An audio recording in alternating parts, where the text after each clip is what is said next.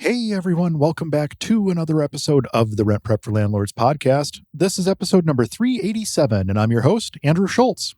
On today's episode, we're going to be talking about scattering lease renewal dates for your properties, keeping side-by-side tenants happy, and the best cement coating systems. We'll get to all that right after this. Welcome to the Rent Prep for Landlords podcast. Now your host, Andrew Schultz. Before we jump into today's episode, have you had a chance to check out the free Rent Prep for Landlords Facebook group? We just crossed the 13,000 member threshold and we're well on our way to 14,000. If you have a question or a situation that you've never encountered before, or you just need to bounce an idea off a big group of housing providers, this is the place. If you haven't checked it out yet, do it today over at facebook.com/groups/rentprep. Don't forget to mention the podcast when answering the questions so we know how you found us. Water cooler wisdom. Expert advice from real estate pros. All of our questions this week come to us via the Rent Prep for Landlords Facebook group. Don't forget to check that out if you haven't already. We're going to start things off with water cooler wisdom. This one is all on lease end dates and trying to coordinate them. Let's go ahead and take a look. All the landlords that have multiple single-family homes, do you attempt to scatter the renewal dates throughout the year? I have 5 properties that I self-manage, and I'm starting to question my strategy of having all leases end in May to capitalize on the busier summer months. What do you do? So we don't actually time our lease end dates at all. We do third-party property management, so we have leases with end dates scattered all over the place. It would be pretty much impossible for us to line everything up to end at the same time, and we also wouldn't necessarily want to do that. There are business models where having everything lined up to end at one time makes more sense, but I'll get into why and how in a minute. Let's start by talking about scattered lease end dates. As I mentioned, that's how we run our leasing here currently. We have clients that onboard and offboard with us at different times of the year, which means that we have properties that come available at different times of the year. We're not going to write a lease for less than a 12-month period just to keep them on the same lease term as everybody else. We want that 1-year lease term. So we write a 12-month lease and we deal with the vacancies as they come up. And honestly, as you start to scale up, having your lease ends at different times of the year provides a lot more consistency in your workflow. You may only be dealing with 1 to 2 vacancies at any time on a portfolio of, say, 20 doors. Honestly, in my opinion, that's one of the main reasons that I prefer this business model over a model where all of the leases end at the same time period. When all of your leases end at the same time, you could have 15 of your 20 doors all turning at the exact same time. And unless you have a large in-house crew of people to do work, or you have some very, very, very good relationships with contractors and can get everybody lined up and get them in and out in short order, getting 15 units turned in a short period of time is going to be a monster challenge. It's not a challenge that's impossible to overcome, but I think that most investors with smaller portfolios will find that they're better off having rolling lease end dates. Now, there are some instances where the only business model that works is going to be a business model where all of the units end at the same time. Typically, you're going to find this in student housing. Students typically run either by the semester or by the year. And students are typically only interested in looking for apartments at a couple of times during the year. Essentially, they're looking for an apartment in the months leading up to school starting and in the months leading up to the start of the spring semester. So typically July, August, and then again in December, January are going to be your busy leasing times for student rentals. But if you don't have your units on the market and ready to be occupied during that very short time frame, you're only going to rent to a student during that time frame. So if you don't have it ready and you don't get a student in there, there's a good chance that your unit's going to sit vacant for an extended period of time before you find someone to fill it. If your market has a lot of temporary labor, you may find that there are different times of the year that make sense for all of your leases to end and your new leases to start. So for instance, there are companies that literally travel coast to coast, just planting or just harvesting crops. So those staff members are only in that area for a certain period of time. Typically, they're going to come in around the same time, and then typically they're all going to leave around the same time. Oil field workers have the same thing to a lesser extent, but that tends to be more coming and going with oil field staff. It's not everyone coming to an area and then everyone leaving all at the same time. So who's looking at other times of the year? Obviously, families typically are looking during the summer months so that they can get kids settled into a school before the school year starts. People who are moving into an area as a result of a job offer could be popping up anytime. And we found that in the month of January, we always see a bump in our leasing numbers because of people who decided to get married and people who decided to get divorced over the holidays. And then, of course, you have the entire rest of the rental market. So if you have a tenant or a prospective tenant and their lease doesn't end the same month as all of your leases, and they're not able to take your apartment in the same month that all of your new leases start, then they've completely lost the opportunity to rent from you. Ultimately, I think it boils down to what your market looks like, where your properties are located, and what type of business model you want to operate. But for us, having everything renew at one time simply would not work. But there are some instances that it would work well. So if you're in a situation where you're trying to get everything lined up so that it's on one end date and another new start date, good luck to you. I think it's a challenge. I think it's one of those situations that doesn't work for everybody, but if it works for you and it makes it so that your business works the way that you need it to, all the more power to you. Our next segment is a bonus water cooler wisdom. Let's go ahead and jump right in here. We recently purchased a duplex with a shared yard, garage, and driveway. The landlord will handle snow and lawn maintenance. Any helpful tips for rules and regulations for use that will keep the tenants happy living side by side? Again, this one comes from the Rent Prep for Landlords Facebook group. I want to start this one off by saying good on you for specifying who's taking care of lawn and snow. So many tenants argue over those simple responsibilities when it's left to them to figure it out. And I think that eliminating that responsibility by taking it on yourself and just including it in the cost of the rent or whatever the case may be, that's going to eliminate some of your back and forth arguments between your tenants right off the bat. We make an active attempt to stay out of drama between tenants whenever possible. Whenever we have a tenant that calls us and states that they're having a dispute with the neighboring tenant, the first thing we ask them is if they've actually had a conversation with them to try to resolve the issue. More often than not, we get some runaround and then ultimately find out that they haven't even tried discussing the issue with the other tenant, and they're emotional and they're upset and they're not thinking logically. So we send them to do that first more often than not. And more often than not, adults are capable of resolving the situation that impacts their day-to-day lives without you needing to intervene. They live next door to each other 24/7. You don't live there. Well, more often than not, you don't live there. They need to resolve it themselves. And there are some instances where it's outright inappropriate for a property manager or a landlord to start getting involved, such as when there are threats of physical violence, or especially when an actual assault has already taken place. At that point, it's time for law enforcement to be involved. It's outside of the scope of something that you're going to handle as a neighbor dispute. We aren't law enforcement, and we don't need to be out there trying to resolve every single conflict. That said, we do have some policies as well as some lease clauses that attempt to help us govern how tenants should interact with each other when they're living in the same building.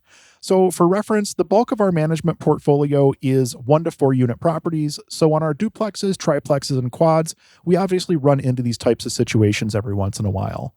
With regards to porches, yards, balconies, and basements, we treat all of those areas as a shared space. We look at it no different than a common hallway in a larger apartment building.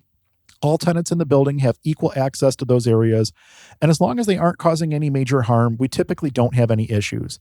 Obviously, we have to watch for things like trampolines and pools and stuff like that, but we have that concern at pretty much any property that we manage. That's one of those things that just has to be watched for. So if a tenant wants to go hang out back or have a barbecue or have their kids play out back in the yard, we literally do not care as long as they clean up after themselves when they're done. The only time that we offer exclusivity for anything along those lines is if only one apartment has direct access to it. So if there's a balcony and only the upper apartment has access to that balcony, which is pretty common here in Western New York, we would specify in the lease that they have sole access to that area. Here in Western New York, and especially in Buffalo, it's pretty common for the washer and dryer hookups to be down in the basement of the property. Obviously, I just mentioned that basements are considered a shared space for us for the most part, so how does something like that work? So typically speaking, there's going to be a set of hookups for each apartment for a washer and dryer in the basement. Those hookups are going to be tied to the individual unit's utilities. So when a tenant brings in their washer and dryer, they would just hook up to the set of hookups for their unit. Typically, as long as they're labeled, this isn't an issue. Occasionally, you'll get a tenant that either accidentally or purposely hooks up to the wrong hookups. That's typically not something that's difficult to resolve. Usually when they get called out on it, they correct the issue immediately. If you do have a situation where one tenant is using another tenant's hookup, that needs to be handled by the utility company as a theft of service issue. Yes, you're going to be issuing some notices to get the tenant to move their appliances where they belong, but in terms of any sort of financial restitution, the utility companies need to deal with that situation. That's not something that you're going to be able to resolve. What about parking? If you have ample parking, typically that's not an issue, but I don't know of too many people that have ample parking at their property. In Buffalo, we have a lot of driveways that are one car wide but several cars deep, and we treat driveways on a first-come, first-served basis, and we put that in the lease for everyone living in that building as well. We try not to guarantee driveways to any one tenant unless there's a reasonable use accommodation or something else that needs to be made. We prefer to just leave those as first-come, first-served. We're upfront and mention that during showings as well, so that people can make that consideration on parking when they're trying to decide whether or not they're interested in the apartment.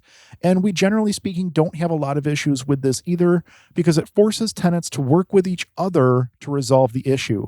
Sometimes you'll get someone blocking someone else into a driveway or something along those lines.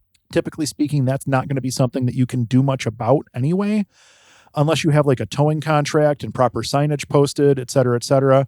Most private towing companies and police agencies will not tow a vehicle off private property unless you own it and can prove it, or you have a contract with them. They won't just randomly tow someone else's vehicle off of your property because it's parked there for the most part.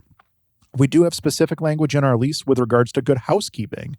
What we're talking about is making sure that tenants keep their units reasonably clean, that they don't have, unfavorable smells coming out of them, being amicable when you run into your fellow tenants on the property, things of that nature. But at the end of the day, you do have to keep in mind that some people just choose not to play nice. If you wind up with a tenant that's purposely trying to do everything in their power to be difficult, you might have to consider some options at the end of their lease terms, such as non-renewal, things of that nature. Hopefully, if your state still permits it. But by and large, people are not looking to be in a constant struggle or a constant argument with the people that they have to live with and near. So when you have tenants that live in the same structure, more often than not, they're going to find a way to make it work, even if things aren't always peachy keen between everyone.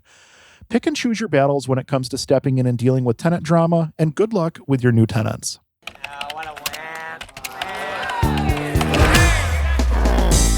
Quorum, where we scour the internet for ridiculous posts from landlords and tenants. Our final segment this week is Quorum. This one comes from the Rent Prep for Landlords Facebook group. Let's go ahead and take a look at this one. I have a 20-year-old cement front porch that is fully exposed to all weather locations, and we're located in Southeast Michigan. There is some pitting and some rust stains on the poured top cement pad. The stairs are also being replaced because they're cracked. Does anyone have any experience or recommendations for the best exterior coating or system that I could use? This is an interesting one. We deal with a lot of varying weather conditions here in Buffalo, from hot sun to crazy ice and snow, and we do have a lot of properties that have concrete steps. When it comes time to replace a set of concrete steps, you do have a few different options. Option one would be to replace the concrete steps with something that's not concrete. We recently had a property that had a set of concrete steps leading up to it, and we essentially ended up having to put a wood cap over top of the existing concrete steps. We knew that we needed to do the steps. We knew we also needed to do the top of the porch, which was a concrete cap. But for budgetary reasons, we decided, okay, we're going to do the stairs in wood this year, and then we'll redo the concrete cap on the porch next year. And that seems to have worked out pretty well. We ended up busting out the existing concrete steps and reinstalling a set of wooden steps that kind of better matched the existing railing system around the porch anyway. And then the following year, we did redo that porch top in concrete. From a longevity standpoint, I don't know as though this is the best option, but obviously wood is going to deteriorate faster than concrete, but it's also going to be a lot less expensive than concrete. Option number two would be to install a set of precast concrete steps. Contractors will typically come out and take some measurements, figure out how many steps are needed, the rise, the run, etc. They'll probably give you a price for breaking out the old set of steps and then putting in the new set of steps. Usually they wind up doing this with some sort of a crane to set the new precast steps off the back of a work truck or something similar. It's pretty interesting. They don't actually need as large of a truck as you would expect to move a set of these precast steps and set them off the side. Option 3 would be to have a cap or a coating put on the existing concrete. There are a lot of different companies out there that do epoxy flooring over the top of concrete, and you see it most commonly in places like factories and production facilities, vehicle shops, things of that nature. Essentially, it makes the concrete much, much easier to clean, and you can also add things like slip resistance right into the material as it's being applied to prevent the surface from being slippery when it gets wet, or reducing the amount of slip if it gets a little bit of ice buildup on it or something along those lines. They can use the same material on stairs and porches as well to achieve a similar result. A lot of times they will have to come in and either repair cracks or seal the existing concrete that's been in place before they can run over top of it with the epoxy product. But the end result typically comes out looking very, very sharp and very, very durable. It's probably not as durable as a set of precast, but it's also at a lot less cost. So that might be something that's worth looking into. Finally, depending on how deteriorated the surface is, you may be able to have a concrete company come in and grind down the surface of the pad and either recover it or leave it as an exposed aggregate look. This typically gets priced per square foot, and if you're only doing a small area, I wouldn't be surprised if there's a minimum charge, but depending on the look that you're going for, this may be a very cost-effective solution to just remove the rust marks and the pits. However, you are going to see that exposed aggregate, so it really boils down to what type of a look are you looking for on your front porch. Definitely an interesting question, though. With the cost of concrete seemingly going up by the day, it definitely makes sense to look at a few different options to see what makes the most sense for you. Given the fact that you are replacing concrete, and this is probably something you're only going to do once in your life cycle on this property, I wouldn't be afraid to spend the money that you need to spend to get the result that you're looking for. This isn't something where you're going to want to cheap out because you're going to wind up redoing it before you want to redo it. What are some of the things that landlords do that are illegal, either knowingly or unknowingly, that could find them in hot water? In the latest guide from Rent Prep, you'll discover the do's and don'ts of being a landlord, including making repairs, entering the rental, and so much more. Check it out today over at rentprep.com/blog. That pretty much wraps up this week's episode of the Rent Prep for Landlords podcast. Thank you all so much for listening. We truly do appreciate it. Our goal with the podcast is to help as many people as possible make educated decisions when it comes to real estate. You can help us to reach that goal. If you heard something in this week's episode or any of our other episodes that will help someone you know, please do us a favor and share it with them. If you're looking to get in contact with me, I can be reached over at whatsdrewupto.com. From there, you'll find links to everything going on with me over at Own Buffalo, as well as other projects that we're working on. You can also grab a free copy of our deal analysis tool over at whatsdrewupto.com. There's no obligation, and it comes with a companion video showing you how to use it. If you're looking for top-tier tenant screening services, head on over to rentprep.com. There are multiple products to choose from, including a tenant-paid option. If you're over 50 doors, ask about the enterprise-level programs and pricing. I've been an enterprise user of RentPrep for years now, and it's definitely changed the way that we screen our tenants. Check that out today over at rentprep.com. Again, thank you all so much for listening. We'll be back in a couple weeks with an all-new episode that you won't want to miss. Until then, I'm Andrew Schultz with OwnBuffalo.com for RentPrep.com, and we'll talk to you soon.